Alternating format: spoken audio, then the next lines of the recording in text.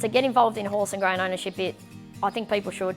Once you see the thoroughbred or the greyhound, get to see them in action, just give them a pat. I think it's just it's an outlet from what's a busy life and quite tough for some people at the moment. But you know, for that hour or two, even that day that they race, it's a break from reality.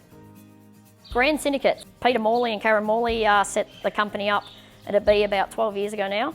We'd have over 2,000 or 3,000 owners on the books, and when you win a race with them and they're going absolutely nuts on the winning post as they go across the line, and you're sort of getting roped in as well, that's what I enjoy probably the most about working with Grand Syndicates, other than the horses, of course. Grand's biggest success is Behemoth. $6,000 yearling, John Price selected him, and going on to win 3 Group 1s, and I think he was the first horse since Sunline to win back-to-back Memsies.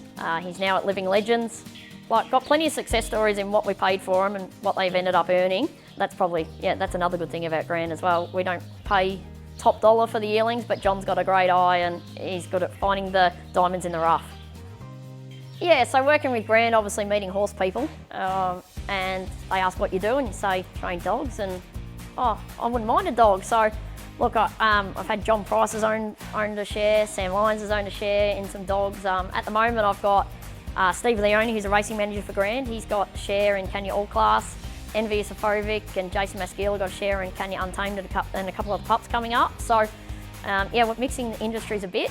I think for them, owning a dog is their outlet, whereas working in the horses is my outlet. So we sort of meet in the middle.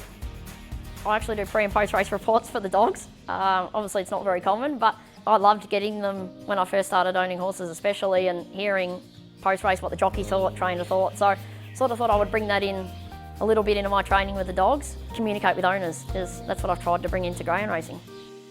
We're very lucky to get Canya All Class. He broke him really well. We sort of straight away said, yeah, we'll buy him, and got a few other people involved, and I'm just a lucky one. He's improved every run along the way, and I sort of knew early on in pre-training that he was pretty good.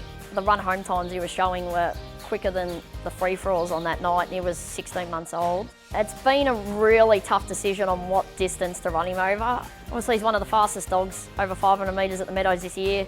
Those 600 metre runs he was running on, his run home times were good, so we decided to step him up again to the 660 at Bendigo. Run homes were good there, and obviously he's had a couple of 700s now, and the more 700s he has, the better he'll get. Canya All Class, he's actually a real gem at home. He loves to go to the beach for his recovery, and we utilise that a couple of times a week for him. And I just know when I walk out the water, my legs feel better. They seem to enjoy it, and it's just something that breaks the monotony of just galloping up, and it probably helps them when they retire. They've had a few different things that they've had to deal with and get used to. They're just an amazing animal, gentle, but when they get to that track they switch on, and then as soon as they're done and at home, they are pretty much pets during the week. They're the bosses of the property. Some of the owners, or a lot of them, end up keeping them as pets when they retire. That makes it even better. You get to keep an eye on them for their life.